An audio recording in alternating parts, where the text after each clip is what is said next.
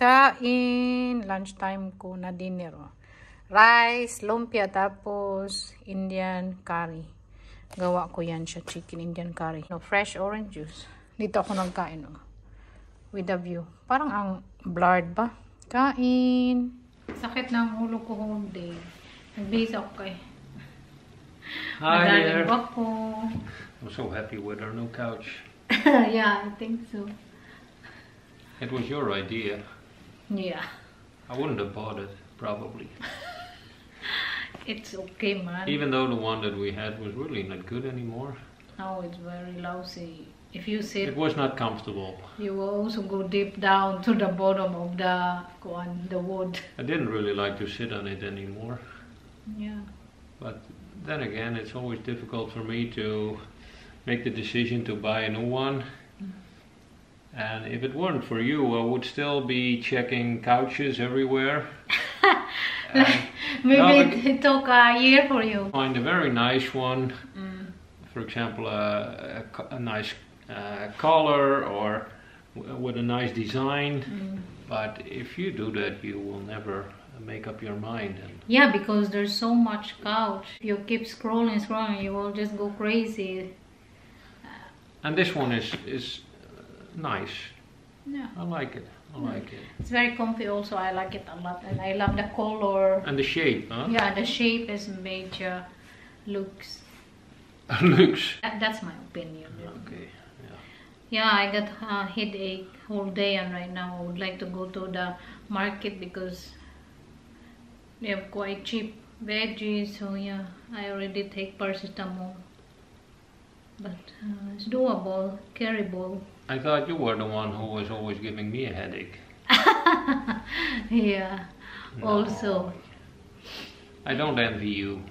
You often have a headache, right? And I can imagine it's very tiresome and annoying. yeah, I don't have these problems, luckily.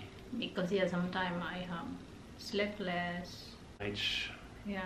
Katapos ko lang din naggulay sa ating kuko. Kanina naglinis ako sa akong mga tilbas, mga ingron. Kasi pag naglalakad ka lagi kalyo ng ano mo paa.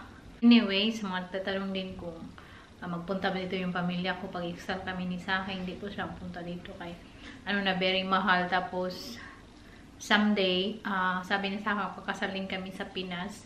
Pag uwi namin, hopefully, kung makalugar-lugar, mag-save muna.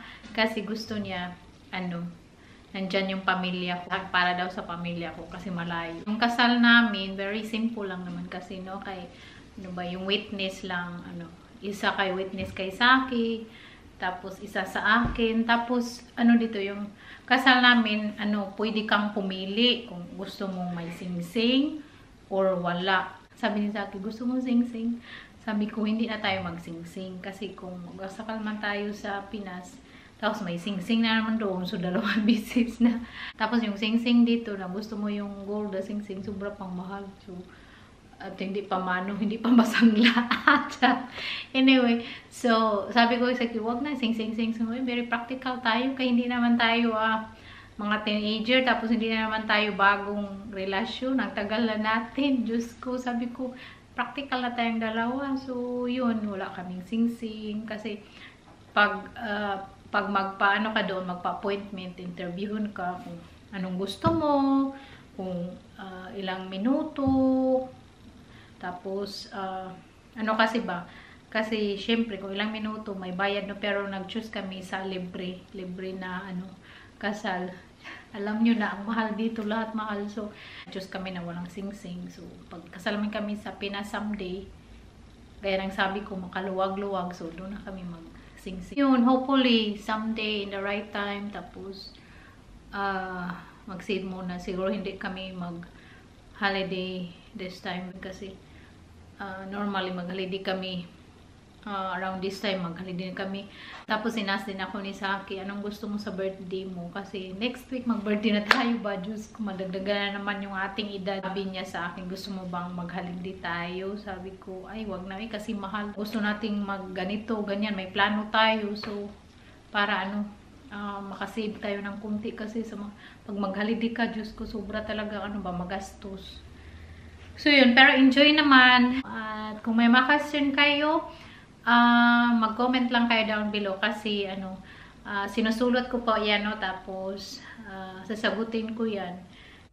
So tingnan yung suot natin today. Suot ko naman yung ating corduroy, tapos yung ating winter jacket, iba na naman. Nagkuha ko ng iba doon sa ating lalagay. So para siyang headband. Ayaw ko man mag-scarf kasi mabigat. So nilagay ko lang dito sa ating liig. Kaya hindi man ako nag-turtleneck. So yan lang. Diba? Very comfy. Alis tayo. Yung box, so kailangan ko pang dikitan ng tape. Yan. Mamaya pag-uwi natin. Nandito na kami sa city. Nag-try ako ba na hindi ako mag-eyeglass. Diyos ko, wala man ako masyadong makita. Uy, blurred ba? Yung bangs natin yung natunga. Si Saki nandun na sa best friend. May strawberry sila. Bila ko strawberry. Okay. Masarap. Mamili tayo. Kuha tayo ng plastic. Ano ka dito, magkuha ka lang tapos ipakilo. Tapos bayaran doon sa cashier. So, gabi na dito, pero maaga pa 5:30. Tapos nakabili na din ako sa market. Tingin-tingin muna tayo bago mag-uwi. Magbasa ko pa uwi kaya sobrang lamig. At may pa ako, 20 minutes. Tapos mag-round ako. At the end, yung bus stop. Ang lamig. Malamig. Magtingin dito tayo ng panty. Kaya wala tayong panty. Mga lingerie dito. Nag-sale din sila. Mahal to dito na brand. Tag 7 euro na lang bra. Yung bra natin, ang laylay na. Tingin ako ng bra or panty. Tingin ako dito laruan ba. Ibigay ko sa pinsan ni Kyrie. Tapos nakabili na ako para kay Kyrie din. Daming mo lang laruan dito.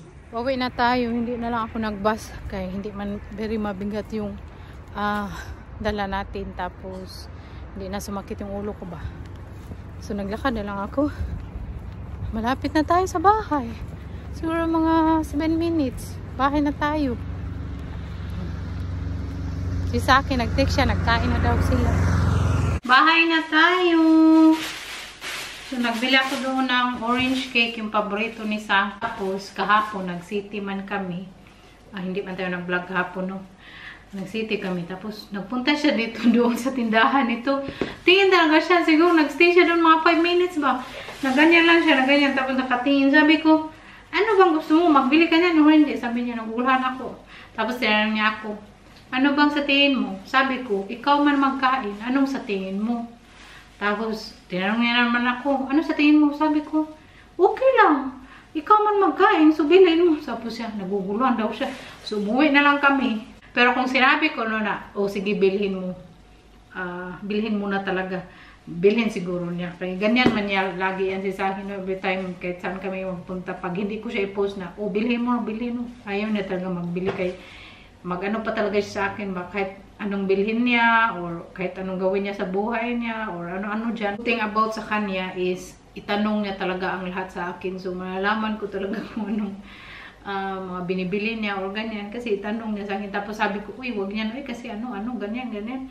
So hindi niya talaga bilhin. Kahit ano pa yan. Kahit magbili siya ng bread, like magpunta siya sa bakery, magbili siya. Alam niya naman yung mga gusto ko, no? Pero magtawag pa din siya, mag-video chat ba? Tapos ganyan yung mga video. Ipakita lahat ng mga bread kung ano ba. Ay, anyway. So, binili ko para sa kanya, para ma-happy yun siya pag-uwi niya. Kay, nagkain man siya sa amin yung best friend niya. At nagbili ako ng mint, fresh mint. Ang bango talaga ng mint eh. Maka-addict ka ba? Nagbili ako nito kay maglagay ka ng tubig, tapos lagyan mo ng fresh mint or cucumber. Very healthy. Tapos gusto kong magawa ng tzatziki, direct tzatziki with yogurt. Lagyan ito. Lagay lang sa food processor. Garlic. Nagbili akong garlic kaya 1 euro lang doon. Dito sa supermarket. Dalawang ganito lang. 1 euro 19 cents. Apat na. Last time, madami man yung 1 euro nila. Ngayon, mamiit na din. Pero mas mura pa din doon. At, siyempre, yung sili. Ito na sili. Yung maliliit, very spicy. Kasi kakain talaga namin. Basta rice. May sili lang talaga yan si Saki. Natakdan ko ba ako gudin. Gusto ko yung tagakain, may spicy. Ngayon natin basura. Basura! Strawberry, yung agtang natin piso. Tapos, magpagawa na naman sa akin next week ng ano. Tiramisu. Ay, yun mga paborito ni Saki. Tapos siya man din magkain. Ayun, mag-ano ako sa ating balikbayan box. Kaya kukunin siya next week. At si Saki, mamaya pa naman mag-uwi yun. At wala tayong gagawin. So, yun ang ano ko. I-arrange ko yung ating balikbayan box. So, kung magtanong man kayo kung saan ako magpadala ng ating balikbayan box, para po ako sa LBM. So, yun. At that's all for today's video. I hope you guys enjoy and thank you so much for watching and see you again in my next video. Bye! We love you all!